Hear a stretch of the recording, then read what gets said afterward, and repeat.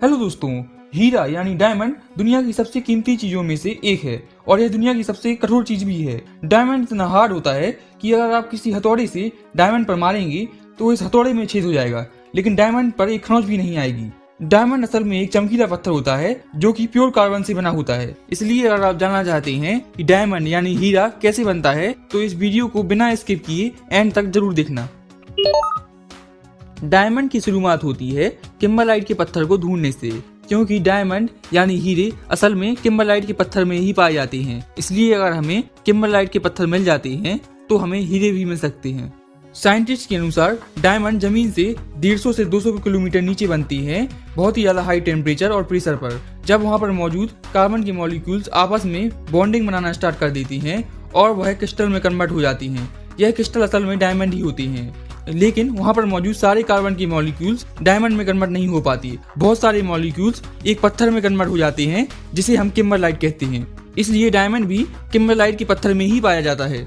और आपको यह पता होना चाहिए कि धरती के अंदर का लावा ज्वालामुखी तक पाइप जैसे रास्तों के जरिए पहुंचता है, जिन्हें वोल्केनिक पाइप्स कहते हैं। इसलिए धरती के अंदर बने किम्बरलाइट और डायमंड के पत्थर भी इसी लावा के साथ ज्वालामुखी तक पहुंच जाते हैं। और जब ज्वालामुखी में विस्फोट होता है तो बहुत सारे डायमंड और किम्बरलाइट के पत्थर ज्वालामुखी के ऊपर बिखर जाते हैं और बहुत सारे डायमंड उन पाइप में चिपके रह जाते हैं, जिनसे ज्वालामुखी का लावा जमीन की गहराई से ज्वालामुखी तक आता है। जो डायमंड ज्वालामुखी के चारों ओर बिखर जाती हैं, वह वातावरण में मौजूद हवा के संपर्क में आते ही जलकर राख हो जाती हैं, क्योंकि डायमंड प्योर कार्बन से बना होता है। इसलिए अगर हम किसी डायमंड को खुली हवा में 700 से 800 डिग्री तापमान पर गर्म करेंगे तो वह हवा में मौजूद ऑक्सीजन के साथ रिएक्शन करके कार्बन डाइऑक्साइड में कन्वर्ट हो जाएगा, यानी जल जाएगा। लेकिन जो डायमंड लावा की पाइपलाइन में फंस जाते हैं वह सुरक्षित रहते हैं, क्योंकि वहाँ पर ऑक्सीजन नहीं होती। समय के साथ साथ सारे ज्वालामुखी ठंडे हो जाते हैं और उनकी पाइपलाइन में बहने वाला लावा भी जम जाता है और उसके साथ ही डायमंड और किम्बरलाइट के पत्थर भी उसी लावा में जम जाती हैं। जिस जमे हुए वोल्केनिक पाइप में यानी ज्वालामुखी की पाइप में किम्बरलाइट के पत्थर अधिक मात्रा में होते हैं उसे किम्बरलाइट पाइप कहते हैं। इसलिए रिसर्चर्स डायमंड की खोज के लिए सबसे पहले सैटेलाइट की मदद से उन स्थानों का पता लगाते हैं जहां पर पहले कभी ज्वालामुखी या उसके पाइप्स हुआ करते थे। इसके बाद वहां पर खुदाई करके देखा जाता है कि वहां पर किम्बरलाइट के पत्थर हैं या नहीं। अगर किम्बरलाइट के पत्थर मिल जाते हैं तो आगे खुदाई की जाती है, वरना किसी दूसरे स्थान की खोज की जाती है। कई बार हीरे यानी डायमंड हमें नदियों में भी मिल जाते हैं, क्योंकि बरसात का पानी नदियों तक कई सारे झरने और पहाड़ों से होता हुआ नदियों तक पहुंचता है, जो अपने साथ कई बार हीरों को बहाकर ले जाता है। लेकिन इस तरह से हीरे मिलना बहुत ही मुश्किल है, क्योंकि इस तरह से हीरों को नदियों तक पहुंचने में कई 100 साल लग जाती हैं और फिर हीरों को नदियों के कंकड़ पत्थर के बीच ढूंढना बहुत ही मुश्किल काम होता है। इस तरह से हीरे भारत में कृष्णा और गोदावरी नदी में ढूंढे जाते हैं।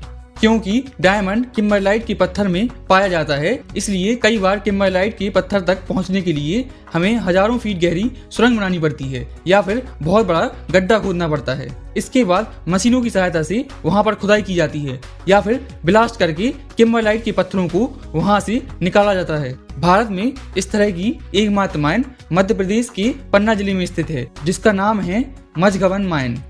खदान से निकले किम्बरलाइट के पत्थरों को ट्रक्स में भरकर फैक्ट्रियों में भेज दिया जाता है।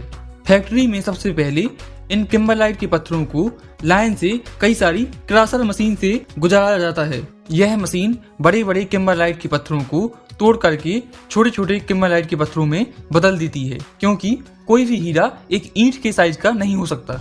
इसके बाद इन किम्बरलाइट के पत्थरों को पानी के स्प्रे के द्वारा साफ किया जाता है, जिससे इन पे लगी धूल मिट्टी निकल जाती है। इसके बाद यह सारे पत्थर एक एक्सरे मशीन में से गुजारे जाते हैं। यह मशीन सारे पत्थरों को स्कैन करके यह पता लगाती है कि किस पत्थर के अंदर डायमंड है और किसके अंदर नहीं। जिस किम्बरलाइट के पत्थर में डायमंड होता है उसे एक खास केमिकल में डाल दिया जाता है। यह केमिकल केवल किम्बरलाइट को केमिकल रिएक्शन के जरिए उसमें घोल लेता है, पर डायमंड को कोई नुकसान नहीं पहुंचाता। और जिस पत्थर में डायमंड नहीं होता है उसे फेंक दिया जाता है। कुछ समय बाद जब सारा किम्बरलाइट केमिकल में घुल जाता है और सिर्फ डायमंड बची रहती हैं, तो सारे डायमंड को केमिकल से निकाल लिया जाता है। लेकिन यह डायमंड अभी रेडी नहीं होती और ना ही चमकीले होते हैं, इसलिए सबसे पहले इन्हें वजन, साइज और कलर के हिसाब से अलग अलग पैक करके आगे की प्रोसेस के लिए भेज देते हैं। अभी जिस स्थिति में यह डायमंड यानी हीरे होते हैं, इन्हें कोई हीरा नहीं कहेगा। हीरों को उनका फाइनल आकार और चमक देने के लिए 3 प्रोसेस से गुजारते हैं। पहला प्लानिंग एंड मार्किंग, दूसरा कटिंग एंड शेपिंग, तीसरा grinding and polishing. In process को हीरे को तराशना भी कहते हैं। और आपको यह पता होना चाहिए कि दुनिया की आधे से ज्यादा हीरे को तराशने का काम भारत में गुजरात के सूरत शहर में होता है। पहले स्टेप प्लानिंग एंड मार्किंग में डायमंड को हम सबसे पहले एक 3D स्कैनर की सहायता से स्कैन करते हैं और कंप्यूटर से यह पता लगाते हैं कि इस रफ डायमंड के टुकड़े से ज्यादा हम कितने डायमंड बना सकते हैं बिना डायमंड के पत्थर को वेस्ट किए। उसके बाद रिसर्च के अनुसार हम उसी मशीन से डायमंड पर लेजर की सहायता से मार्किंग करते हैं, जिससे कटिंग आसानी से की जा सके।